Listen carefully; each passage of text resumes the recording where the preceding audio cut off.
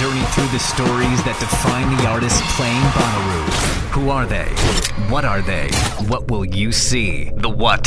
Which bands? This year, that matter. Yay. With Brad Steiner and Barry Corder.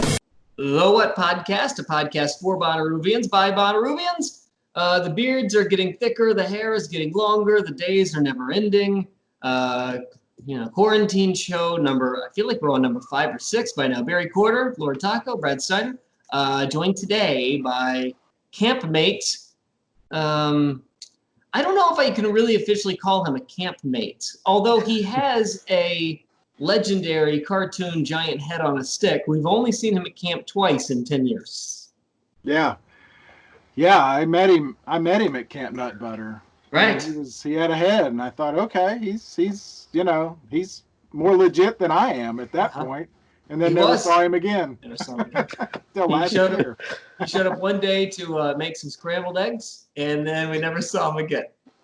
He came strong that year, but then he never came back. Yeah, so joining us today to add a little bit of perspective to where we are in the industry and where we are with all of this coronavirus stuff is Chris Cobb from Exit In and some other venues around the Southeast, including I keep forgetting this. Doesn't he have one in Louisville? Does he have an event space? No. He and his partner at one point owned is it the Masquerade? And there's and another one in Kansas City, and Kansas City. That's what it was. Okay. He's part owner of the Signal here in Chattanooga, but now he just has Exit In, which we talk a little bit about that. But just I wanted to have him on as a guest to get that sort of side of it, the independent, the venue owner, what they're going through. But he's also very active in a new organization called the National Independent Venue Association, NIVA, which we didn't really get into it too much. But if you think about it, those guys they got together to try to get federal money with all this, the government throwing money at businesses. And as a independent place with 20 employees, there's a whole lot harder to ask for money than if they were all together. Yeah, I see. So they've banded together because there's more power in numbers. So and hopefully, and he mentions this a little bit in the conversation, they're hoping to work together. It's makes no sense in reinventing a wheel, as I always like to say. Well, So the other thing that he does for the Nashvilleites that listen, or the Tennessee folk that are on the show today, he also runs Live on the Green, which is a really terrific. So I'm in radio. There is nothing more impressive than what Lightning 100 has done with virtually no ratings in Nashville, and put together a really terrific free concert series every week in summer, for a month in the summer.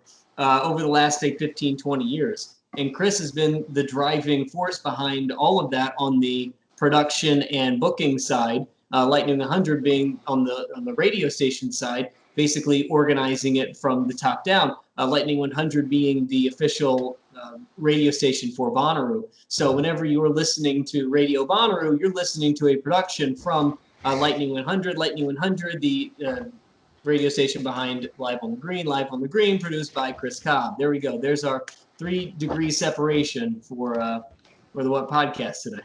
it's a great conversation. I knew it would be. Chris is, he's like, as you just said, he's got his hands in a lot of things and very knowledgeable about what's going on. And unfortunately, I think that's the right word. He confirms, echoes exactly what you've been saying and what we've been saying on this show for the last several weeks, and is in that this thing has a long way to go before we even start. What's not reopening, not normal. We're not going to be normal, but I tell you, we've got a long way to go. The only thing that you need to worry about, and we need to worry about, as human beings who want to go do things, just keep watching the news for vaccine news. Because nothing's going to happen until the vaccine hits. And hearing that there's positive movement on that from I forget who it was today. It wasn't somebody from Johns Hopkins, but it was at least positive movement in the direction of finding a vaccine. That's the only way we get out of this, is if there is a vaccine available and that you can present a card that you have been vaccinated the second you walk into a live music venue. That seems to me like the only way we get out of this and into a space where we can begin to look at large festivals or large gatherings more than just the 250 space club. Before we get into Chris, though, by the way, this would be a great time for, if you wanted to be a beer sponsor for the What Podcast, this would be a great time for a product placement. Hello, PBR. Thank you. Oh, PBR, yeah. You've got some extra money right now, PBR. Let's hear it. Nice. I wanted to just go through a couple of things that happened this week. Speaking of radio stations, I've got to hand it to a radio station that I compete with here in New Orleans. Now, I can't really say I compete with them. They're an NPR station, WWOZ, which found fame with the TV show Treme, which was on HBO. They're an institution in New Orleans. They mostly run NPR, but throughout the day, it's jazz and New Orleans heritage sort of music. They figured out a way to take recordings from like the last 30 years of Jazz Fest, and they've been running them for 9 hours a day, 10 hours a day, every Thursday, Friday, Saturday, and Sunday over the last 2 weeks. It has been phenomenal, absolutely phenomenal to listen to. It's gone from Big Frida to Irma Thomas. You know, it is as close to as, because they're all live recordings, it is close to feeling like I'm at Jazz Fest as I could have been. Now, we've talked about how live recordings don't work, especially when you're watching them through a computer. But I'll tell you, for a radio nerd like me, it works over the radio.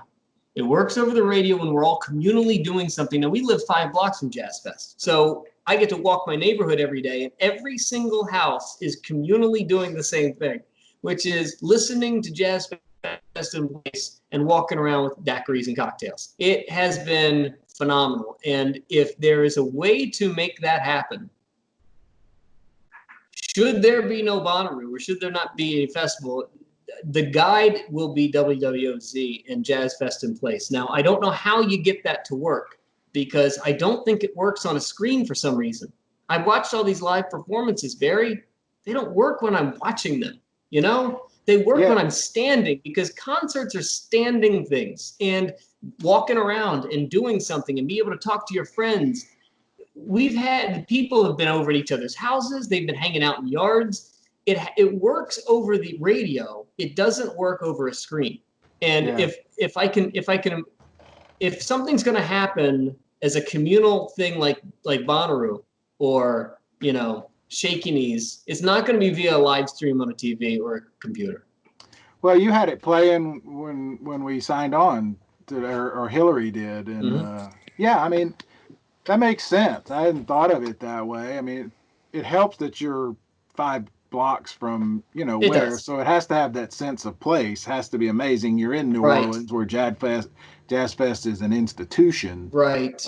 Probably. I mean, yeah, I get what you're saying. I mean, and that's the power of radio. I can't see me sitting on a couch watching hours of past Bonnaroo shows. Right, but if they did it via like a Bonnaroo app and did Bonnaroo radio, absolutely, and we all got to listen to it that way, communally doing the same thing, I gotta imagine it would work, and people like us would communally get together. You know, if we did Bonnaroo radio and Bonnaroo's app listed a grid of an entire Wednesday through Sunday of previous Bonnaroo performances and streamed them, we could have a Bonnaroo listening party at the Moxie in Chattanooga and do a live podcast, or we could get together with our Bonnaroo friends and just. There's got to be a way of doing this. It's not a live stream. Is my whole point. There's got to be a way, because I'm not sitting around watching stuff through screens. It just doesn't work.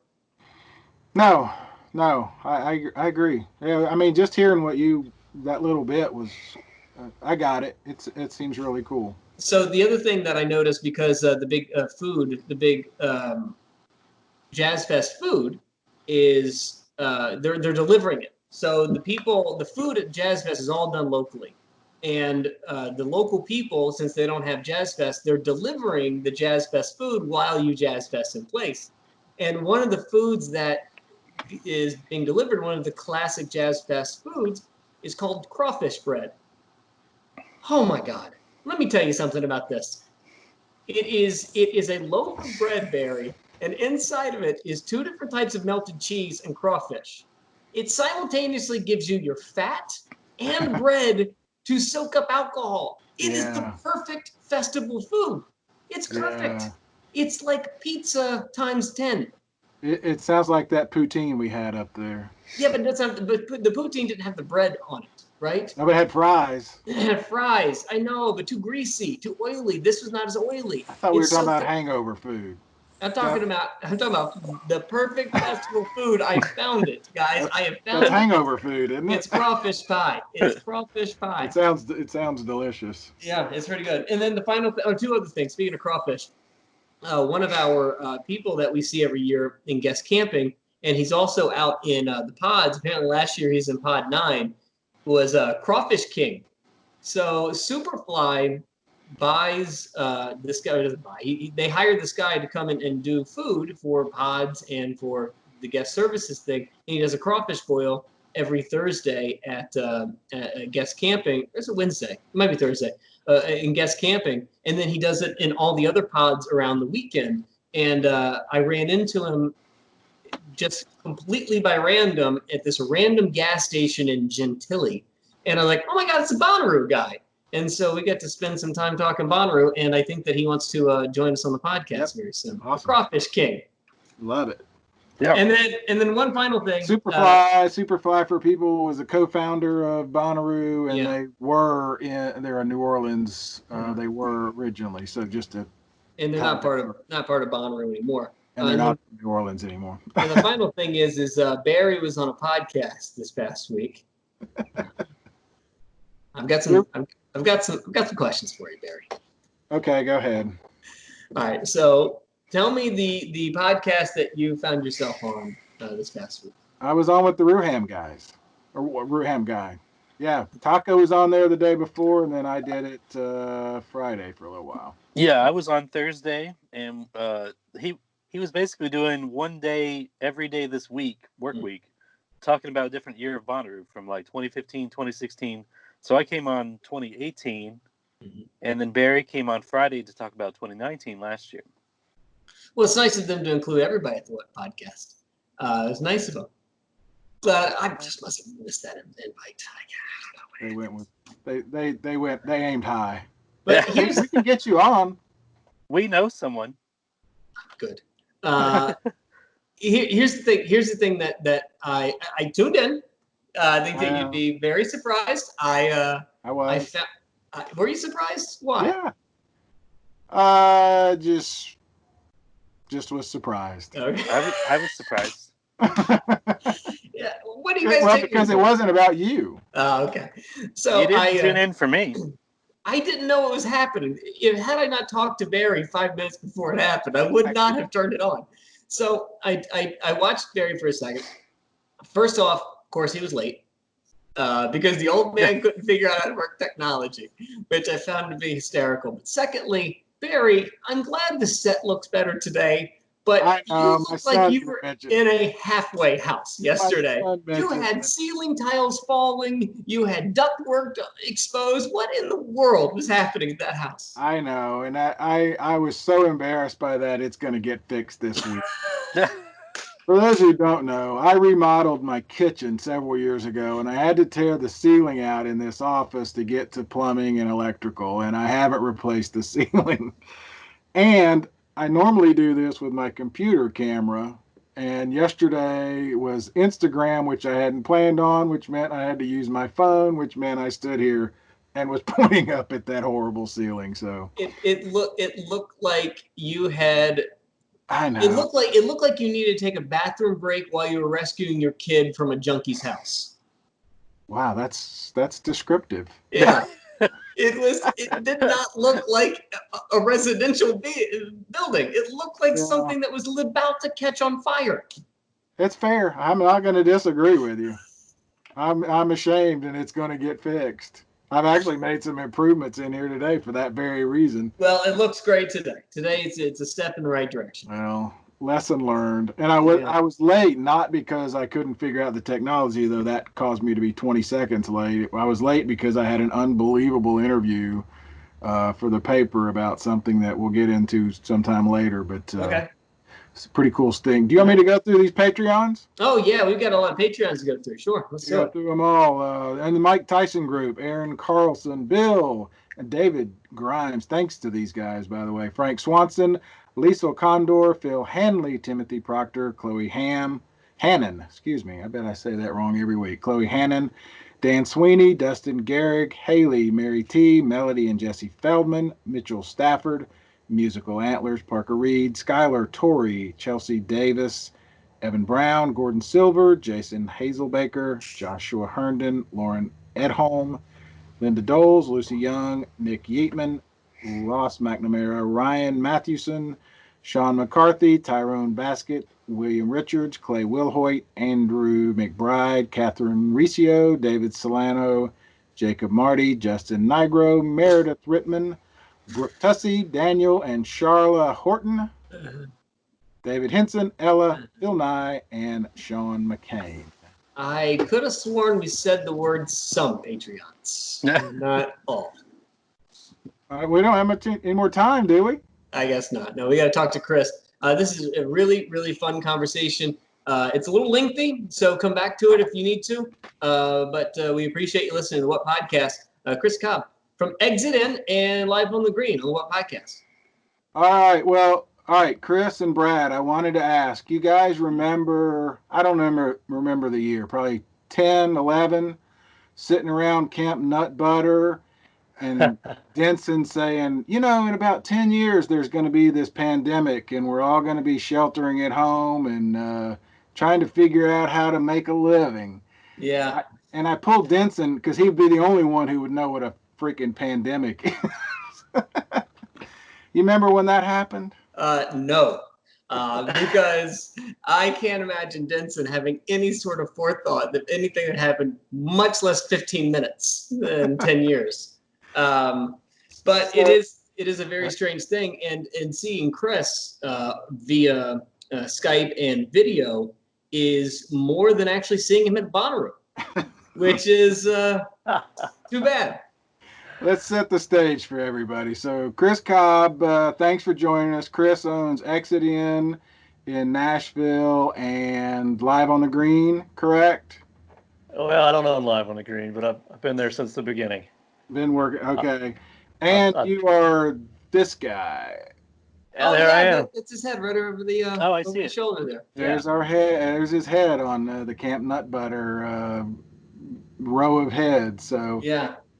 And as of late, we called them inmates, Barry. We called them inmates. Proof I was there at least once. Yeah. And you were there last year, strangely. The only one not there is Dewar, who's on there somewhere. We had actually everybody that's on that was there last year except for the guy who started or was the first there, been every year, and then Mike Dewar. So anyway. Well, actually, since you brought that up, it's an interesting question. You got to Bonnaroo. God knows, I don't know when we did those giant cartoon heads on sticks. I think it might have been 2012. You might be right about that. And then you weren't there for a while, and then you came back last year. Why the gap, and why last year brought you back? Well, I had work conflicts for a number of years. Not allowed. Yeah. Not allowed. So I went down the first, I think 6 or 7. I made it consecutively, and then I got too old to leave the CMA site and drive to Bonnaroo and drive back and work CMA again the next morning. Oh. So I had to retire for a few years. Well, that's something I didn't even know. What do you do at CMA? Yeah, I didn't either. Well, I used to work CMA Fest, and I haven't in a number of years. I managed a stage down there for 5 or 6 years, and then I managed a zone which is one of the internal ways that the areas are mapped out on the site. And then I made the huge mistake of taking over signage for the festival one year, and that brought upon my retirement. Wait, you're gonna have to start over. I don't know what signage means. What does that mean in actuality when you actually have to is it literally hanging signs, organizing signs? Am I being too dumb here? That's the question I should have asked when I said that I do it. So what happened that year was there was a change of the guard in the production crew, and turns out nobody really knew what it meant. But what it ended up meaning was going to the warehouse, figuring out everything that existed, inventorying all the signage, determining if there were gaps in the inventory, having new signs created if so, and then getting everything distributed throughout the site, the grounds of CMA, which of course are quite large. But it has nothing to do with actually like designing the signs or measuring or printing them yourself or finding a printer. None of that stuff. That's all taken care of by somebody else. Oh yeah, I could never do anything like that. No, I'm best working from here down. You know, only time anyone's ever hired me is for here down. Just like the bedroom. Yeah. Sure. You go with what you're good at, man. That's my philosophy. The other thing that Chris does, I mean, obviously all of this is related to what we do here, Brad and Russ. But the other thing is you are now, and maybe the title has changed, but you're what, Southeast Chief of the National Independent Venues Association, which is brand new. And I'm curious to talk about that. You guys are you got together to try to get federal money, relief money during this pandemic, right? But your hope is that more comes of it ongoing. I don't mean to put words in your mouth, but I'll let you describe what it is. Yeah, I mean, you said it. You said it right there, Barry. Precinct captain is what you're looking for, which I like chief better. Well, me too. Which I think that's an internal term mostly. I don't know. It's certainly not an official title. Right. But yeah, so I think it's been maybe 20 days now, almost 3 weeks.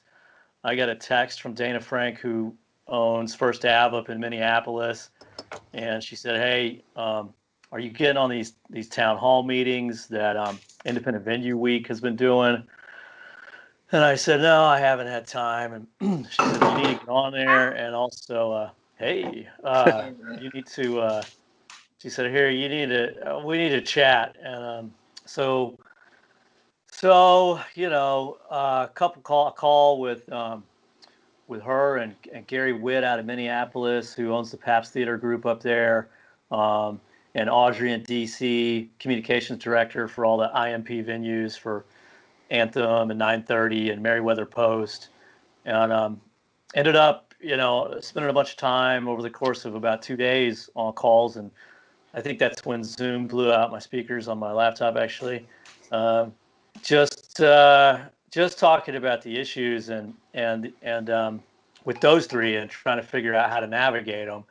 And then the Independent Venue Week thing that I mentioned is an initiative that was started by a PR agency out of New York called Marauder 3 years ago.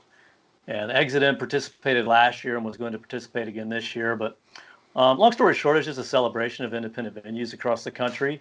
And you would take a week, and everybody in the country during this 1 week in the summer declares that it's Independent Venue Week and books local talent and hangs some signs and does a media push, really just to raise awareness around independent venues. So what ended up happening was that became the de facto means of communication for all of us independent venues, just because really Marauder and Independent Venue Week were the only people with a database. It's the only way for us to all connect. So Moose, the Reverend Moose, the Marauder, he owns Marauder. I believe he's the owner, managing partner, I think, actually, if I can visualize his email. He started hosting these town halls and just saying, "Hey, jump on this Zoom. We're all going to talk," And I got on that. I was on the second one. I missed the first one.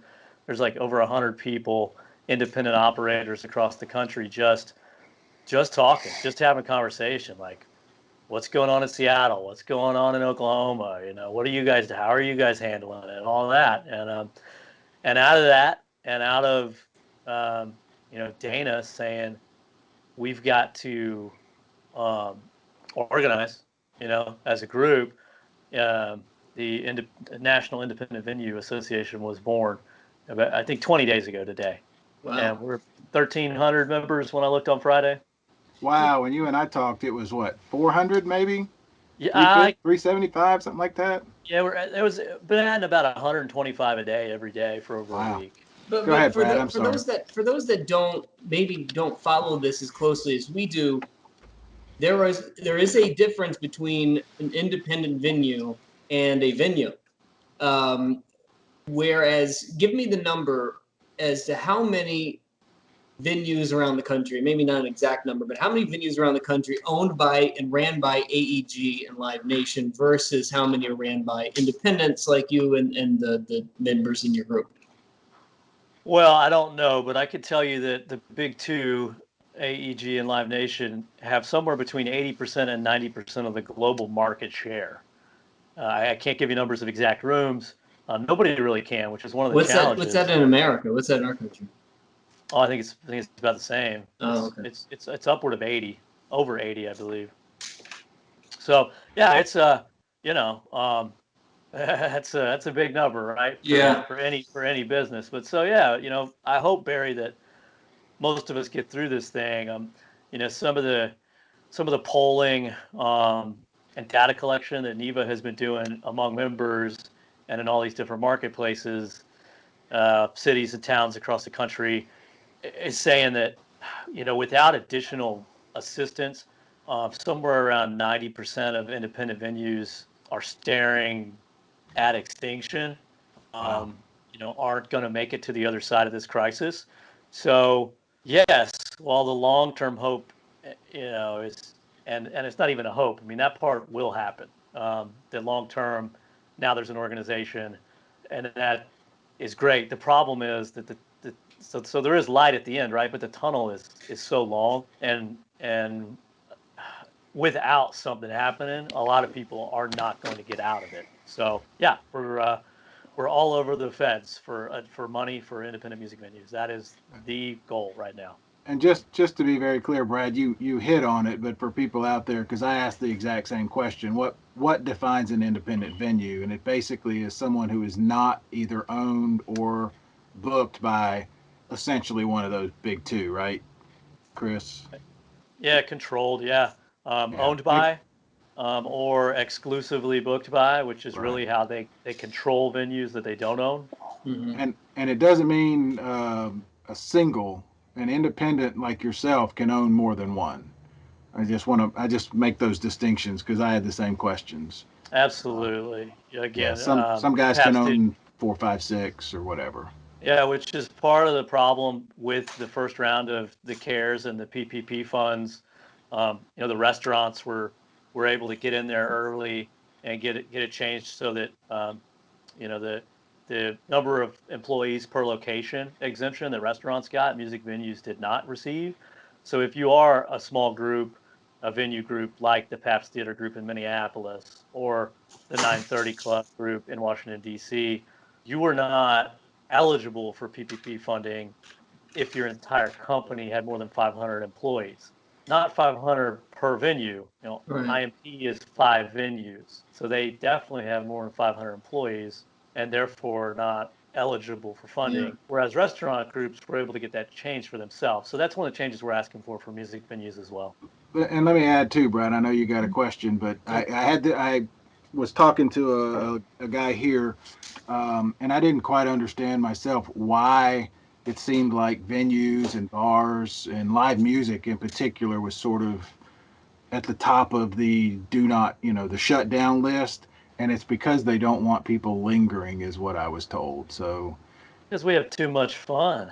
Yeah, it's too much fun, but everybody's elbow to elbow having fun and they're lingering.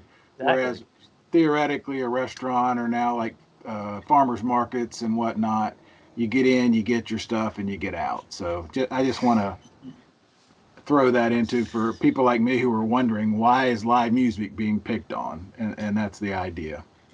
Before we get into like what the rest of the year looks like financially, how do you, and I know the generic answer to the question, but how do you make ends meet currently with literally nothing outside of a PPP loan? Are you coming up with creative ways to bring shows to people? Are you doing Kickstarters? Or like, I wouldn't even know where to start. Well, yeah, that's the question, right? And the problem is that we put on shows. I mean, at the core, that's what we all do. And so while a restaurant can turn to curbside and maybe still do what they do, we're 100% prohibited from doing what we do, putting on a live experience. And the way that our businesses are structured, the margins are small, and which is why clubs run as much volume as you see them do. You know, we don't do 20 shows a month at Exit In because we're all workaholics. We do it because we've got to do it to make the math work. And so while we have come up with some ways to generate a little bit of revenue, it's basically, you know, we had a fire hose before, and now we've got a trickle. So it really doesn't put a dent in it, unfortunately. Now, it's been, you know, kind of good for mental health and fun to work on the merch line and roll out a bunch of cool new, you know, we got some sweatpants for the quarantine, Exit In sweatpants. We thought that was appropriate. Boy, I hope Exit In found its way on the right side of the pant. Oh man, yeah, boy, we might need to redesign. And I do think, you know, we're already seeing some live stream stuff everywhere, right? So, and I believe that a lot of venues are going to have an opportunity to host some live streams in a safe manner and stream audience free from their facilities probably soon. And I think fans and artists alike are ready for a little bit more quality in those experiences. So I think there's an opportunity there. Man, you know, I was watching into the Radiohead Public Library over the weekend. If you haven't been there, check it out. Like basically everything they've ever created is free on their website right now. And it's interesting that you said it because it's something that I can't believe somebody hasn't figured out how to do yet. You're in Nashville, right? So you've got a good swath of local musicians. I'm in New Orleans. We do too. You know, the Lumineers, the Revivalists are having just as a hard time making ends meet these days as anybody else. So I don't understand why you have like this swath of artists. They should maybe, even Gavin DeGraw in Nashville, should be going door to door and playing in front of people's doors. You know, you drop me $100. I would pay $100 to have Kermit Ruffins come to my house and start playing the trombone right in front of my door. That'd be pretty baller. You know, you just put the 100 out there, see what happens. I saw a woman locally. I don't live in that good of a neighborhood. Fair. I saw a woman locally here who's she's an artist, she's a musician, and she's cooking. You know, like basically catering style to go, like a dish of enchiladas, and then she's got her deck, and when you come you could order food, come pick it up, and she performs for you when you pick it up, and it's huge, you know. That's it. She slams. She can't keep up with demand. Yeah, I will say it does suck. All of this sucks, but there's out of it's going to come some sort of creative new thing that makes a lot of this easier, because like you said was so interesting, it's a fire hose and now a trickle. And so many industries are realizing that they have one source of ability to make income, right? And when that one source goes away, you look around like, ooh, yeah, it's a tough. I mean, it's a tough thing. I mean, we own a tea shop, you know. When you can't come in and buy tea, there's only so much online ordering you can do. how do you diversify a product without, taking away from the overall mission? I'll add to It's that. confusing. I think part of what we're finding out too, Brad, is that there's one source of income coming in, but that even a shop like yours has a lot of people relying on it. The delivery people, the cleaning people, the staff, obviously, you guys. The people who send us herbs, Yeah. You got to have the same problem with venues as well. I mean, you probably your staff probably has it a little bit differently because they also work probably other jobs. So they've got other people looking out for them as well. Especially, I guess I can imagine a lot of your staff was also shared with restaurant industry people too.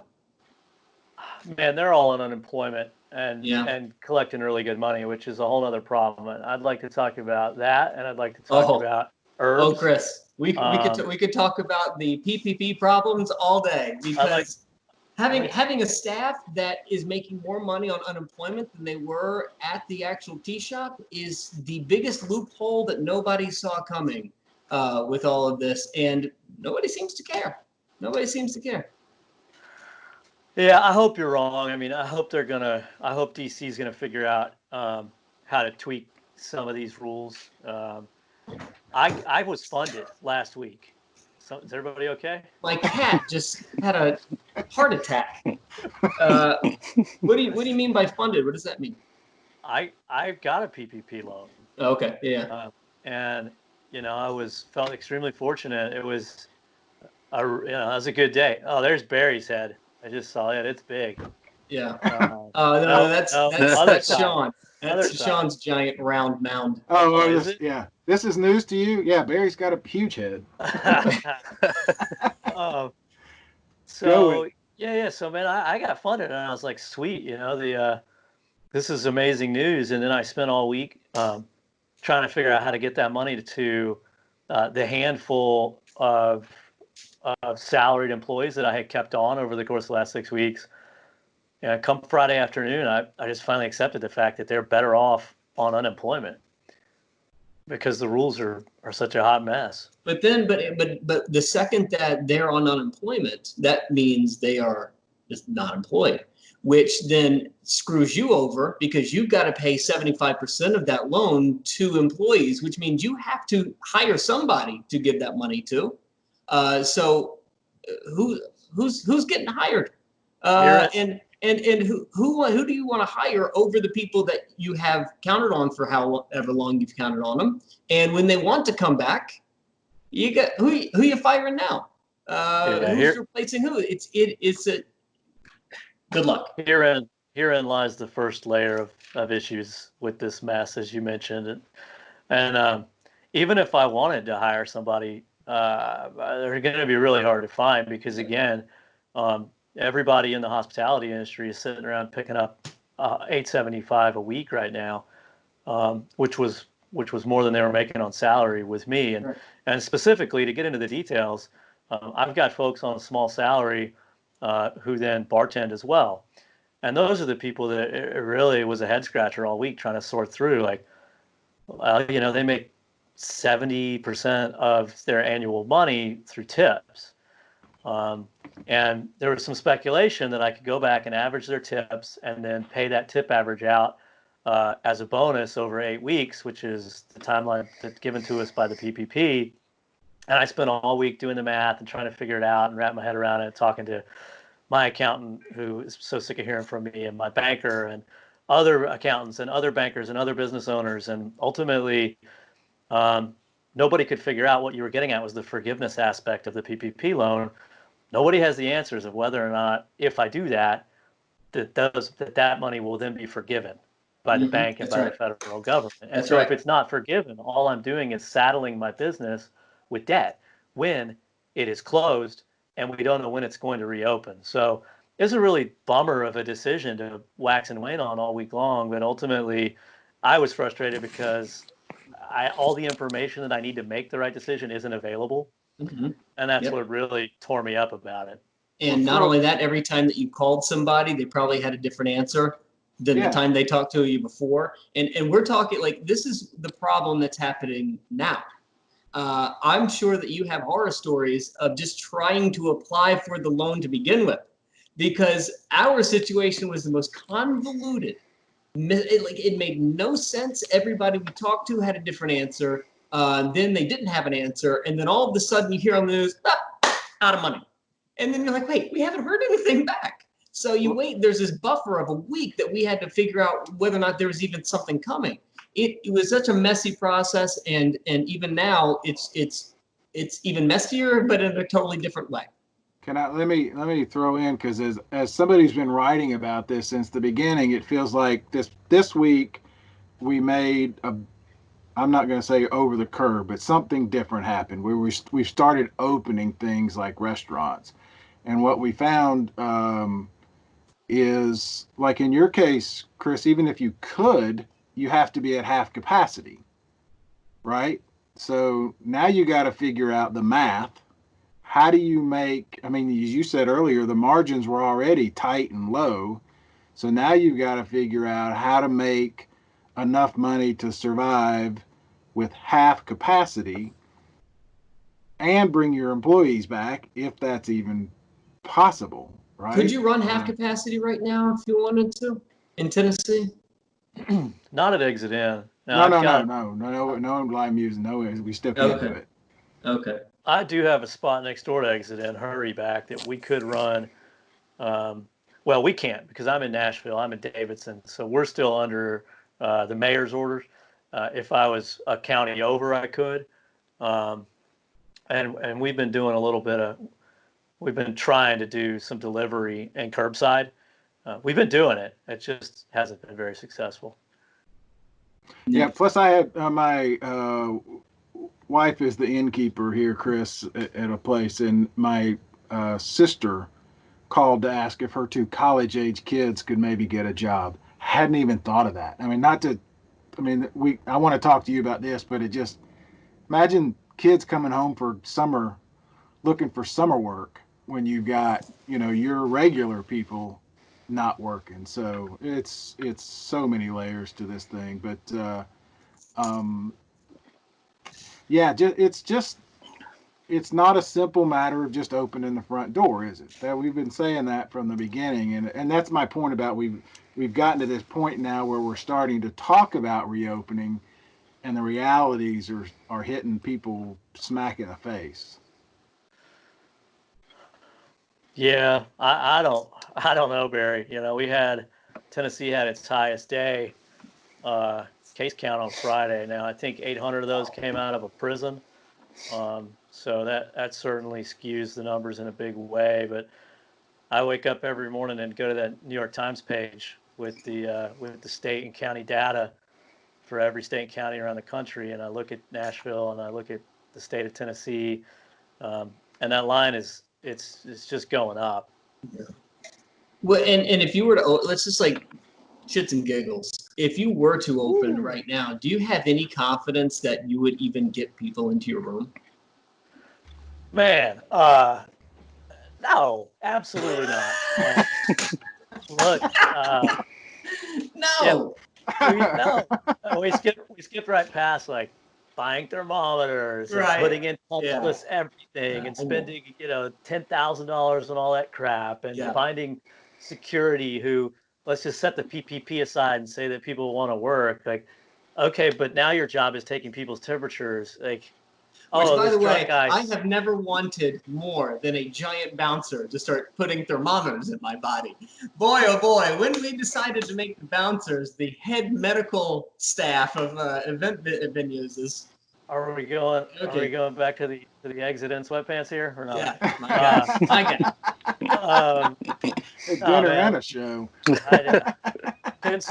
Consumer confidence is at an all-time low. A and B, nobody has any money. So that's why this federal, initiative with NIVA and Congress fixing the CARES Act in version 4 here in May, and figuring out how to get more money to those most effective is absolutely critical to. not only what we're talking about, but like the recovery of the country, because we're going to be closed a long time, a lot longer than they thought. A, and B, once we are able to open, who's coming out? How long is it going to take to rebuild the 75% capacity that we were averaging? It took us decades to get there. Frankly, 75 is a high number. It's not going to turn right back on. Well, that's what we've got to get to make money, back to the thin margins, So it's going to be tough. Let me ask, because I had a conversation and it was private, so I won't name names, but you all know him. Is his head behind you? His head is behind me. But he said something about he's trying to book, he's rebooking shows, right? Rescheduling. But he's got the acts calling and they're trying to negotiate money. And Brad, we probably ought to have some acts on to talk about it from that side. But from your end, Chris, I mean, you're looking at 50% maximum of what you used to have. What is the capacity at Exit Inn? 500. So now you're at 250. And if you're booking a show that was, say they wanted $5,000 for, a 500, are they coming at you saying we'll do it for 25, or are they saying we want 5 because we're starving? Or, I mean, you know what I'm saying? How is that negotiation going right now, if it is even happening? It's happening. It's definitely happening. I work with great agents and managers and artists myself, and so the conversations that I've been having with these folks are super easy and positive, and it's basically like we're going to figure it out together how to make it work. So where 7 weeks ago it was who can walk away with one more penny than the other party. I mean, which is just a derivative, I think, of a business that was booming for 10 years. But it stopped. And so the conversation I've had have been, let's confirm the date for, Q4 or Q1 or Q2 of 2021, which are really the conversations I'm having are really 2021 if I'm talking about booking. And we're confirming dates, but we're not confirming a deal. We're not confirming terms on the money because nobody knows. It's going to be a rebuild, and we've got to get it right, and we've got to be partners. You guys hearing that, or is that just me? It's me. It's my air compressor in the garage just Very. I hope it's nice and cool in there. It'll kick off in a minute. So let's just hang on. Let's just pause for a minute. Probably should. You want me to go turn it off? It's terrible. Oh, jeez, Louise! It sounds like Does Dexter live in your garage? I forgot what I was doing. As air hose. Hang on. You're chopping bodies up there. Hey, can you air up my tire while you're back there? So, real quick, since we have a break, how many tires, who is this guy in the bottom corner here for me, and how many tires does that thing you're in have? That's Lord Taco. He's the Lord of tweeting and communicating online, producer of the What Podcast, and our new member of Camp Nutbutter last year. He was the one that brought the green Volkswagen bus. And he's actually sitting in it right now. I'm actually sitting in it right now, and it's been sitting in the garage for like a month, so I just turned it into a podcast studio. But I don't know, I can't remember if we met last year at Bonnaroo or not, Chris, but it's nice to see him. My pleasure. I'm jealous. Taco at the time was chasing tail. Well, and look at him. He was being chased. I also had less of this back then. Yeah, less of what? Your camera's not working. Barry's the only one that's shaving here. That's actually him growing. That's why I've shaved, because that's what it looks like. There's about a 2-week period where it's not attractive. So you talked about like starting to rebook acts and it mostly being in Q1, but is there a possibility that you see something happening in the fourth quarter starting September or October? Any chance whatsoever? God, I hope so. I mean, sure, there's a chance, there's a chance. I'm certainly no expert. Experts don't even seem to know. Wife and I took a country cruise yesterday and found like a abandoned park and popped out and had a picnic. And, I couldn't help but sit there and think to myself, man, those folks who were saying this is going to go away when it gets warm, God, even if it comes back, man, part of me really hopes that they're right. Just feeling normal for a little bit and getting out and about was so great. So, I don't know, man. We need a breakthrough, right? We need something to change. Let me make it a little bit more pointed. Do you have people who are even willing to call and inquire about? That's me this time. Let's just blame Bear. That's the weather radio. Yeah. Oh wow. Apparently, there's a thunderstorm warning somewhere in Tennessee. Do you have anyone calling and willing to book something in September or October? Yeah, the industry is pretty much still holding the line on Labor Day. Okay. All the summer festivals have, for the most part, all the ones I'm aware of, have been pushed to either Labor Day or later. Where if you find a calendar of festivals this year now, they're dog too. The dog back there. What you got, Taco?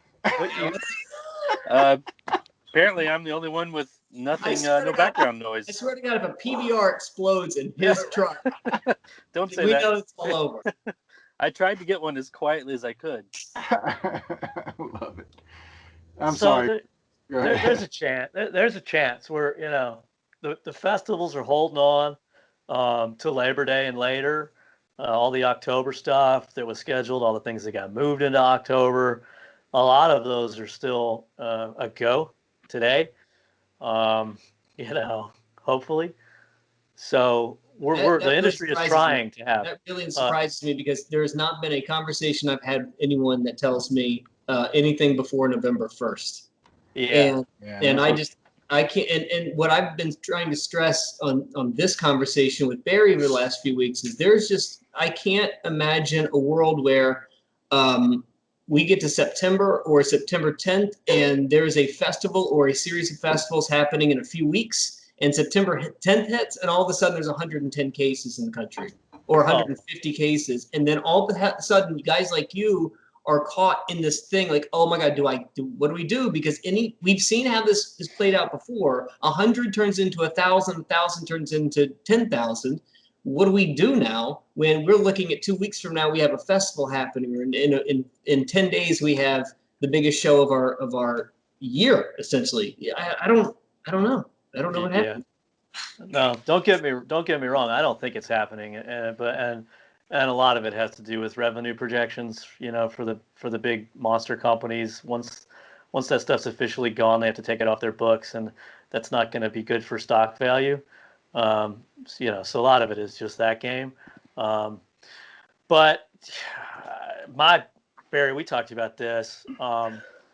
The last thing I want to do is have a false start, so to speak, and crank the engine back up and get back to work, and then have to shut it back down.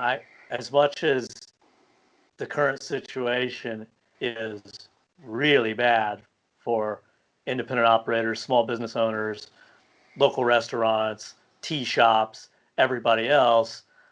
If we go in and crank it all back up and rehire and invest all that money into new inventory and everything else, and then we have to shut it down again 8 weeks later, man, that's scary. A lot of us won't get out of that. Yeah. Not only is there economic ramifications, but I'll damn near say that the mental anguish that will cause will throw this country into an absolute war. I mean, you've got lunatics running up into city halls with guns trying to protest their ability to get out and get their roots dyed. Those are patriots. Yes, they are. And although Branch Covidians. And although I do understand what you're saying about, I wish that for a few months this could just go away and be normal. I actually worry that that's going to cause more of a problem. If we get a taste of normalcy, and then we have to go back into what we've just been gone through the last 2.5 months, 3 months. This is going to cause riots. Because riots. We can only control the controllables, right? But and if it goes away, then everyone's actions will change. I agree with you completely. There's very much a part of me that I like I said, I don't want to reopen Exit In until there's a vaccine, honestly, or some kind of other medical breakthrough that makes sure that this thing is gone. Yeah. But go to the park and have a picnic, and then tell me about how much some little part of you would say, It's okay, true. if we could get a 2-month reprise on this thing, and then we had to go back to it, at least parts of my life would be better. We live next to the Bayou, Bayou St. John in New Orleans, and we walk there every day. And it happens every so often that a girl on a pedicab will be cycling around the bayou, and in the back of the pedicab, she'll be playing a track with a fiddle and a guitar. It's a one-man band, and she's unbelievable. And like there was a day where we literally just walked around and followed them for about an hour and a half. It was oh my God, it was as good of a day as we've had in 2 months.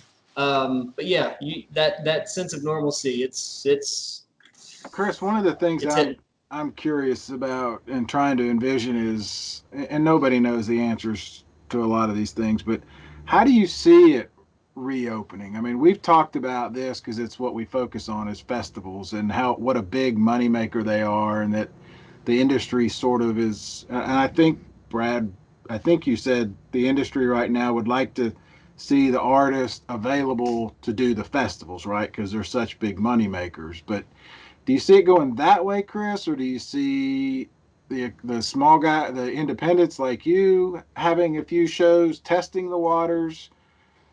How does it open? And I'm thinking in particular, I thought Brad a couple of shows ago, the whole the window is closing thing is a great analogy, but not only is it closing, but there are more and more and more and more people trying to get through it. You know what I mean? So it's that bottleneck. So I'm not sure if that's a very clear question, but how do you, in your head, do you have a vision of how it sort of reopens, whether it's November or January?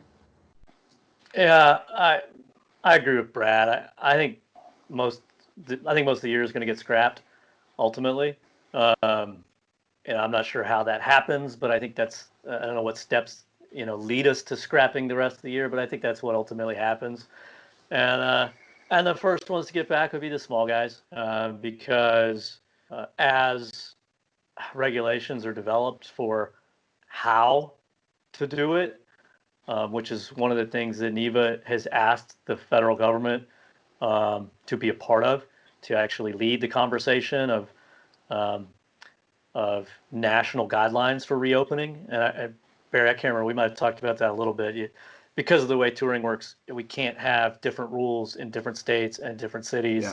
It'll bind, an artist's ability to tour across the country and make a living. It'll bind that down.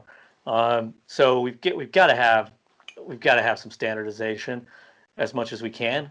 And of course, this virus has to go away a lot more before we can get there. But the small clubs, the ones that make it through, are going to be able to bounce back pretty quick, quicker than the big stuff, because you're going to be able to put 250 people in a room before you're going to be able to put 25,000 people in a room for sure.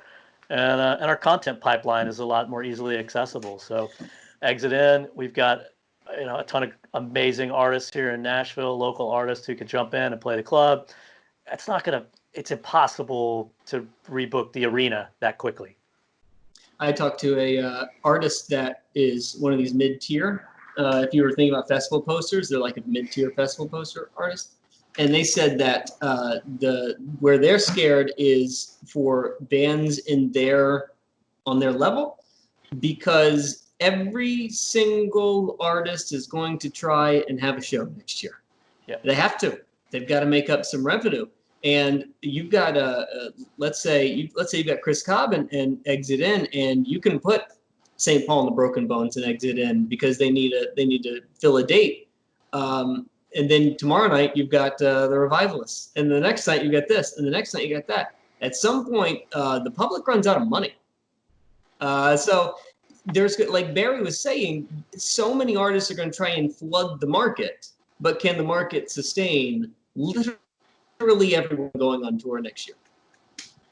No, absolutely not. It can't. And I mean, that's part of the the long road to recovery. I can't say that enough. It's going to take live events a long time to get back to the way we remember them, for all the reasons we talked about before, all the reasons you're mentioning now. It's all going to combine into a really difficult situation. Also, let's throw into all of your variables here. What if there's half as many venues for them to play? Man, I didn't even think That's about what I mean. That window. I mean, I didn't think about the economic toll taking so many venues out. Yeah, well, we're already starting to see closures. We're already, we are already starting to pop up. Oh, we're not going to reopen. It's been a good run, but this is it. And in all sorts of businesses. But I saw 2 or 3 venues this week announce that, they're just not going to come back, because if you were, again, margins are tight. It's hard. Any business that was on the brink before this thing came through, they're probably not gonna make it. Yeah. Well, we do wish you the best, and all of your independent people. By the way, if you have a link or a website or anything that we can go check out, we can pass it along. I hope that we can help in any way we can. Thank you. Yeah, buddy. Yeah. And Chris, anything we didn't guess, ask? Anything, especially with NIVA, anything upcoming that people need to know, or you wanted to mention? I would say that I'm sure we won't see you at Bonnaroo this year, because that's just been your history. But but this year I know we won't be seeing you at Bonnaroo. So there's no Bonnaroo. I can't think of any possible way that works. And basically the conversation with you pretty much seals the deal for me. Well, by the way, as a patron of Bonnaroo, or a patron or an owner of a venue, would you feel comfortable going to the farm in September? I don't know about September, but not right now. No way. We're not going anywhere, man. Without a vaccine, I think it's going to be pretty impossible for you to get anybody out of the house, short of having a Toby Keith and Kid Rock concert. I think invest in any mask company you can right now. Yeah. A and B, dude, it was like, I mean, it took me 30 minutes to get ready to go to the grocery to buy coffee last night so that I could talk to you guys this morning. The gloves, the mask, the hand sanitizer, like, don't come near me, bro. Like, you can't do that. If you need to send us a bill, you can make you can send it to Lord Taco, Chattanooga, Tennessee. Oh no. I have to admit I'm embarrassed to admit this, but we went to the flower shop here, a nursery yesterday. My God, you would have thought it was Mother's Day and nothing had ever happened. We did the exact same thing. Packed. And absolutely packed. And it was in and out for us, but I'm looking around and like, where's the anyway, like I said, I was embarrassed, but we did it. No. We have flowers. I understand. All right, well, enjoy. I actually picked up flowers at the grocery too, so it's okay.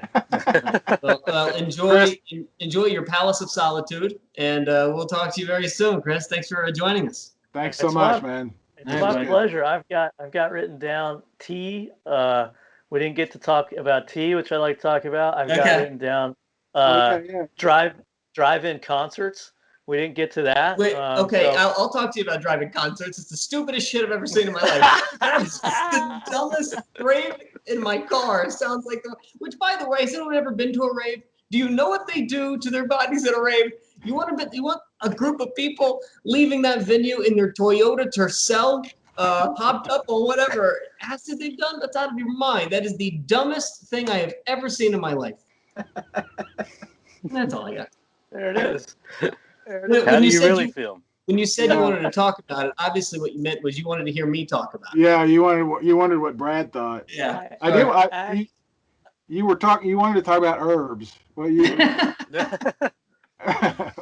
So my wife's best friend in the world, her tea shop here in Nashville got totally know. wiped out in the tornado. So that tea shop. What's the name of that tea shop in Nashville? High Garden. High Garden. Yeah. So High Garden was the inspiration that the wife had to open her tea shop. And yeah, and High Garden is an amazingly beautiful space ran by really, really great people. It was. Now it's gone. And Nashville lost a huge part of that community.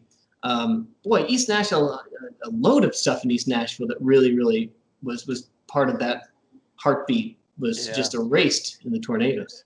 It's a hard 1-2 punch up here. What's the name of your shop? Wildflower Tea Shop and Apothecary. Awesome. Yeah. What's the website? Wildflowertea.com? Tea shop. Wildflowerteashop.com. There you go. It's right across from the Choo Choo, Chris. Yeah, right across from the Choo Choo. Beautiful Awesome. place. Yeah, Awesome. she's done really well, and it's the most Instagrammable place in the entire Tennessee Valley. Is my calling is my salesmanship on it. That's all I got for you. So if you really need a cute grammable moment, which I know that you're obsessed with doing it for the gram, But that's your spot. so High Garden, they've moved into online orders, mail order, and are doing really, really well. They had ahead of this, they had gone and moved their commercial kitchen to their private residence. So they built a structure out back with a commercial kitchen and got the permits all moved over there, which is extremely, extremely fortunate. So they've been able to really pivot quickly and are thriving in the online marketplace right now, even with the store gone. So that's good to hear. Let's throw that in there. That it does suck horribly. That East Nashville will never be the same. We saw this with the floods. Like so much of, like you said, the heartbeat of these communities gets wiped out when you go through these things like natural disasters and whatever else. But positive story for High Garden that's good to hear. They're still able to get the tea, the product out there that so many people want. That's great to hear. I know I'm like pushing us way over here, but I was going to say we should do this again, and we could talk about tea and we could talk about drive-ins, but I won't read it myself. That's rude. I know better. Well, you can join her on her tea podcast. It's called The Brew. Which teas this year, that drink. So a very, very well-renowned podcast. I think you overstayed your welcome, Brad. Yeah, I think so. Getting tired. Thanks, Chris. As always. Thanks so much. It doesn't feel good to hear it out loud from somebody who is in it, but that conversation with Chris was a more expanded version of pretty much every conversation I've had for the last 6 weeks. That's why I wanted to have him on. I mean, you have been saying this since the beginning. I've been hearing similar, not quite from the same level of people that you have, but he and I had that conversation a couple of weeks ago for a story, and I thought he would be. I thought he would be informative, and he was. He's great. He was great. He was really great. And we give Chris a hard time, and we should have told the backstory, but Chris showed up at camp. None of us knew him, but we were forced to create a giant cartoon head on a stick for him. Everybody at Camp Nutbutter has a giant cartoon head on a stick. We also have a giant lit cartoon marquee that you walk through, as well as our 600, 700 square feet of carpeting, Lord Taco's Volkswagen bus. But at the time, this is like 12 years ago now. By the way, I was thinking, how old are the heads? The giant cartoon heads on a stick. That's a great question. I don't know. I know I started going in 2007. I probably didn't start really seeing you guys until 12. Yeah. Yeah. So our camp was started in 2009 with the people that the 4 or 5 of us that started it, and then the heads came around 2012. And we were told by Mike Dewar to make a head for Chris Cobb. So we did. Me and my buddy Nick, we did. And we didn't know him. So we show up. We put his head in the ground. He shows up and he whips up some eggs, and then he leaves the next day. And we're like, well, okay, he was here for 24 hours. That's fine. We'll talk to him next year. Take your head. He forgets his head, which was strike one. So we took his head and we threw it in the trash. Because we were not going to carry it back and forth with him. And I think that from there, he just got mad. He never came back. Never came back until literally last year. He must have heard about the head getting thrown away. 7 years. 7 years he waited to come back to camp. Yeah, And I think it's finally just did. fascinating that he was there last year and the only one not there was Dewar. Yeah. Because even Joe Winland, he's got a head. I know. He was there last year for I know. 2 seconds. Tough. Very tough. So anyway, that's our. That's, by the way, it's a strange camp thing that we do. Do you have want to share your strangest camp thing that you bring? The strangest thing you pack? Ooh. The strangest? Yeah. The oddest thing that would make somebody go, huh? Because I was thinking about it this morning. I was like, man, where's that full-length mirror that I bring to Bonnaroo? Yeah. I literally bring a full-length mirror to Bonnaroo because I got to make sure the whole package is ready to go out during the day. I can't think of anything that would be. I know I overpack. I know every year I think all I need are good shoes, cooler, air mattresses, and then my truck is packed mostly because I'm bringing stuff for you, which I have yet to figure out how that works. Well, we appreciate it. I get the panic call the day before. Yeah. The funniest one I remember was. You're gonna start bringing a U-Haul every year. Well, the funniest one I remember was meeting you and Hillary at your house to caravan, and she wanted to bring her hula hoop, and you didn't have space for it. No more room. Well, last year I brought the couch and the generator in the bus, and that weighed me down pretty well. That going over Mount Eagle Mountain, it was pretty slow, slow in the bus. Yeah, Well, tough. You had to. It was so bad for Taco. He had to ditch a person. Yeah, Toss somebody out, yeah. and then You got to get out. You I got don't choices. have room. Yeah, I only got so much room. We need the couch. Yeah. Couch has got to make it. I'm choosing the couch and generator over a human being. That's why you were chasing tail all weekend. Yeah. All I right. didn't have any break. There you go. What podcast? We'll talk to you next week, hopefully with something. We'll see. Okay. Yeah, All right. talk to you then. Bye. You guys.